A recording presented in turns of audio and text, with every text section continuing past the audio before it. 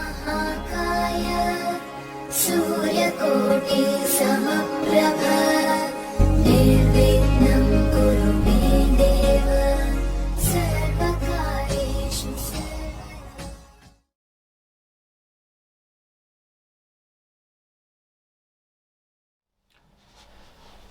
मेरे बहुत ही प्रिय और बेहद सम्मानित साथियों, हृदय की असीम गहराइयों से अभिनंदन, बहुत बहुत हार्दिक स्वागत। साथियों, ना पैसा और ना ही खूबसूरती, इन दोनों में से किसी में यह ताकत नहीं रही कि वो तलाक को रोक सके। कुछ मैं आपको उदाहरण बतलाता हूं ताकि आप भी मेरी इस बात से सहमत जरूर हो जाएं। साथियों, यदि पैसों की बात करें तो जेफ बेजोस अमेज़न के मालिक हैं और संभवतः आज की तारीख में दुनिया के सबसे पैसे वाले व्यक्ति हैं। अगर पैसे में यह ताकत होती कि वो तलाक को रोक सकता तो शायद इनका तलाक नहीं होता। यदि खूबसूरती, स्मार्टनेस की बात करें तो शायद ऋतिक रोशन का कभी तलाक नहीं होता। शोहरत और प्रसिद्धि की बात करें, यदि ये भी तलाक रोक पाते तो शायद आमिर खान का कभी तलाक नहीं हो पाता। और यदि पद और प्रतिष्ठा की भी बात करें तो भी बहुत लंबी फहरिस्त है, जिसमें कई मंत्री, कई देशों के प्रधानमंत्री भी शामिल हैं। पूरा देश जिनका मुरीद है, परंतु उनकी पत्नी उनको छोड़ करके चली जाती है। और साथ ही हजारों लाखों ऐसे हमारे पास में शोध हैं जिसमें यह साबित होता है कि जिन जिन बिंदुओं को आपने प्रेम करते समय और प्रेम विवाह करते समय तरजीह दी थी, वो विवाह के बाद में किसी कार्य के नहीं रह गए। साथियों, तो फिर वो क्या चीज है जो विवाह को बांधे रख सकती है, दाम्पत्य जीवन में आनंद प्रदान कर सकती है, सुखद दाम्पत्य जीवन प्रदान कर सकती है? जिन जिन बिंदुओं को हम प्रायोरिटीज देते हैं, चाहे वो प्रेम विवाह की बात हो या फिर वो अरेंज मैरिज की बात हो, सबसे पहले हम बाहरी अपीयरेंस को प्रेफरेंस देते हैं। उसकी हाइट कितनी है, उसका कलर कैसा है, वो कपड़े कैसे पहनता है, उसके पास में गाड़ी कौन सी है, उसका मकान कैसा है, उसके पास में नौकरी कैसी है। साथियों, ये सारी चीज जो है वो हम सिर्फ वर्तमान के लिए देख पाते हैं। इसके साथ हमें उसके भविष्य को भी जरूर देखना होगा। अभी जो उसके पास में गाड़ी है, पैसा है, क्या वो भविष्य में सदैव रहेगा? क्या उसका जो अभी शांतिपूर्ण स्वभाव है, जो उसके व्यक्तित्व में ठहराव है, क्या वो जीवन भर बना रहेगा? और इन सब चीजों का उत्तर हमें ज्योतिष प्रदान करता है। आज इस एपिसोड के माध्यम से इसी का हम रहस्य उद्घाटन करने जा रहे हैं।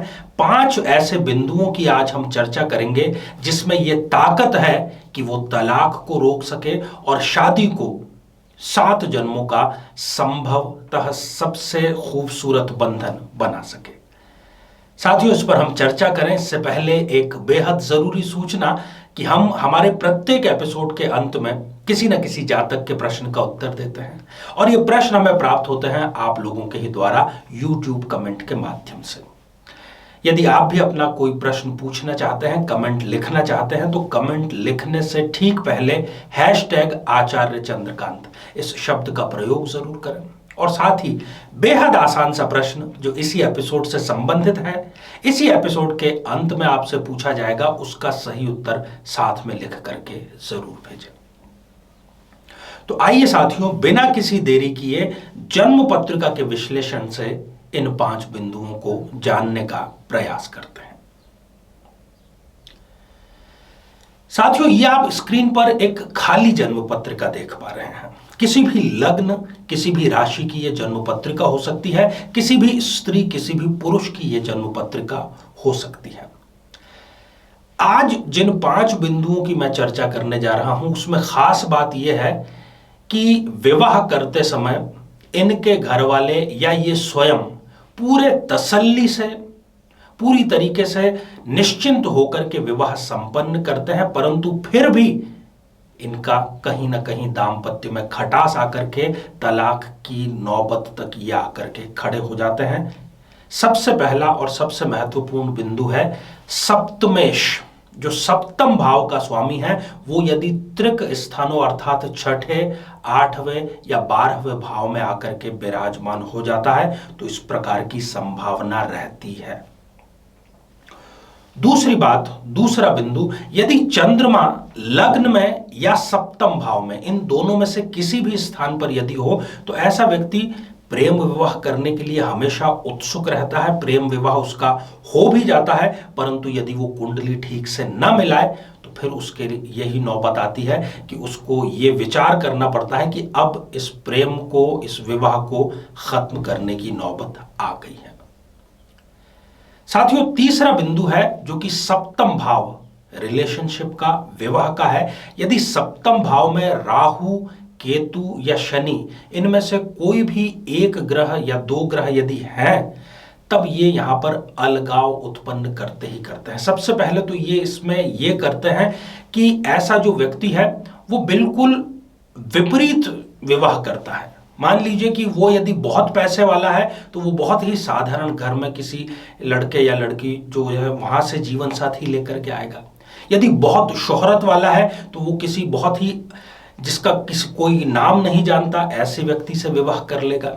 यदि ये किसी उच्च जाति का है तो निम्न जाति से विवाह कर लेगा। कुल मिलाकर के जहां पर कोई तालमेल नहीं बैठ रहा, इस तरह का बेमेल विवाह ये करते हैं। साथियों, चौथा बिंदु है, यदि त्रिक स्थान का स्वामी लग्न में आकर के विराजमान हो जाए, तब भी वो ऐसी स्थितियां उत्पन्न करता है। और अंतिम पांचवा बिंदु शुक्र का, जो कि रिलेशनशिप का कारक है, विवाह को बनाए रखने में जिसकी महती भूमिका है, यदि शुक्र जन्म कुंडली में त्रिक स्थान पर विराजमान है, तब भी वो व्यक्ति के साथ में इस प्रकार की स्थितियां उत्पन्न करता है। अब बात करते हैं हल की, कि हल क्या है। कुंडली मिलान पूर्ण वैदिक रूप से ये इसका सर्वश्रेष्ठ हल है। और आपकी जानकारी के लिए बतला दूं कि जो 5 बिंदु मैंने आज बतलाए हैं, उसमें से कोई भी एक बिंदु यदि उसकी काट करनी है तो वो दोनों ही कुंडलियों में एक साथ होना चाहिए। वर और वधु दोनों की कुंडलियों में जो दोष एक साथ में होता है, उस दोष का कैंसिलेशन मान लिया जाता है। यह सावधानी रखना बेहद जरूरी है।